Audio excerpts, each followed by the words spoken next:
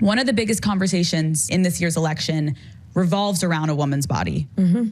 Yep. I want to take a moment, and can we try to think of any law that gives the government the power to make a decision. I know what you're going to ask. About a man's body.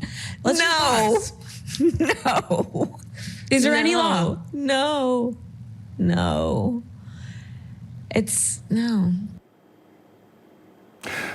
That is actually the same question that Vice President Harris, then Senator Harris, asked Supreme Court nominee Brett Kavanaugh during his Senate confirmation hearing.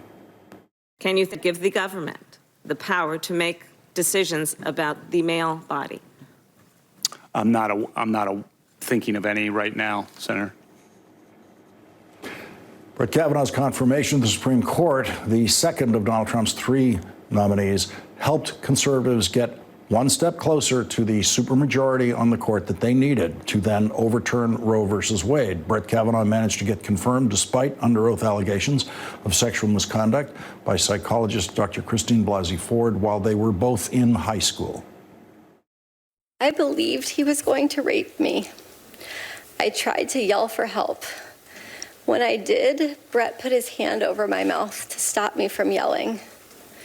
This is what terrified me the most and has had the most lasting impact on my life. It was hard for me to breathe, and I thought that Brett was accidentally going to kill me. The details about that night that bring me here today are the ones I will never forget. They have been seared into my memory and have haunted me episodically as an adult. Another woman, Deborah Ramirez, a classmate of Brett Kavanaugh's at Yale University, came forward with an allegation of sexual misconduct against Brett Kavanaugh, accusing him of exposing himself to her at a college party. In a dramatic move at the time, two senators, Republican Jeff Flake and Democrat Chris Coons, managed to get the Kavanaugh vote delayed for 1 week so that the FBI could investigate both accusations. Today, the Washington Post reports that after a 6-year inquiry, Democratic Senator Sheldon Whitehouse found that the Trump White House hampered the FBI investigation, including preventing them from interviewing relevant witnesses and following up on tips. Our next guest, Senator Whitehouse, said his report today shows that the investigation was, quote, a sham controlled by the Trump White House for political cover to Senate Republicans to put Judge Kavanaugh on track to confirmation. And joining us now is Senator Sheldon Whitehouse of Rhode Island, member of the Senate Judiciary Committee, chair of the Subcommittee on Federal Courts. He's also the author of The Scheme: How the Right Wing Used Dark Money to Capture the Supreme Court.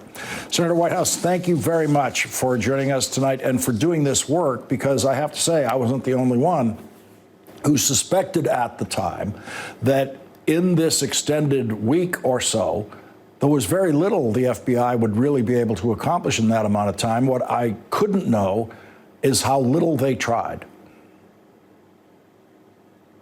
Yeah, the four key conclusions of our report. First, when Donald Trump told America that the FBI had free rein to run down these accusations, what he said was false. They had nothing of any kind. They were told exactly what to do every step of the way by his White House lawyers.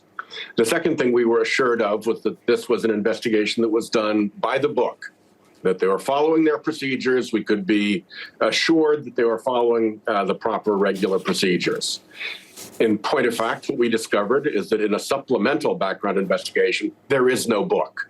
They propped up an imaginary book for everybody to take some confidence in, but there is no book. It was the White House giving direction all the way. One of the White House directions was, don't look for corroborating evidence.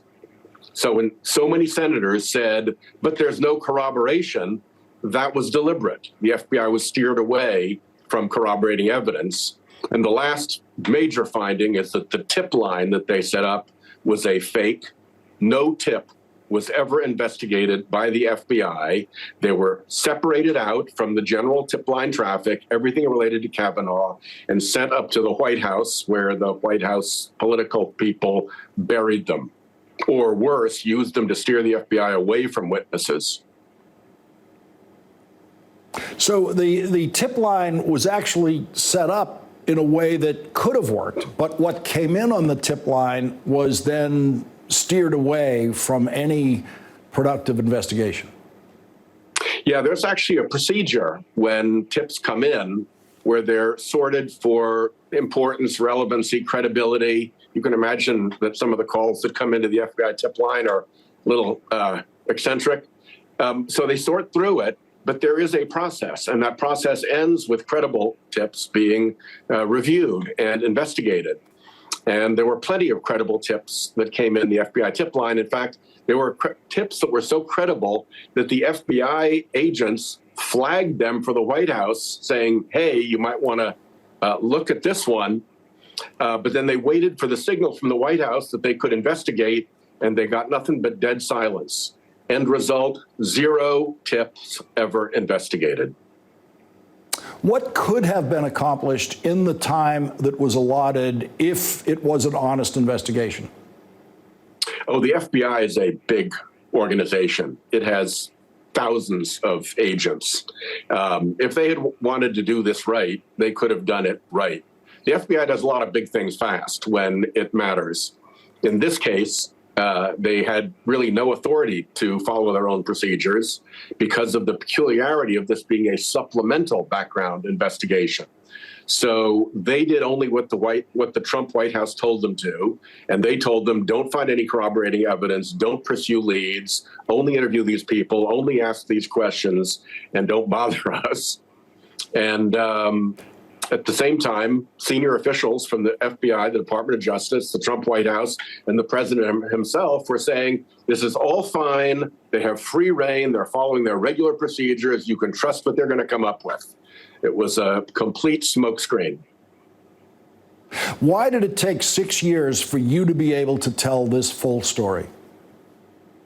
Well, the Trump administration obviously put up a complete brick wall. We couldn't even get things like the FBI policies for how they run their tip line. We ended up finding that on the internet, but they wouldn't provide it to us, which, by the way, was extremely aggravating because at the same time that they were giving us nothing, they were delivering box loads of sensitive information about the Crossfire Hurricane investigation, the Trump-Russia investigation to Senate Republicans. So I sat there in front of my brick wall watching the traffic roaring by in the Republican fast lane. It was very frustrating. And after that, it was even slow slogging through the Biden administration. The FBI did not want to cooperate. Senator Sheldon Whitehouse, thank you very much for joining us with this important news tonight. Thank you. Thank you. And coming up, President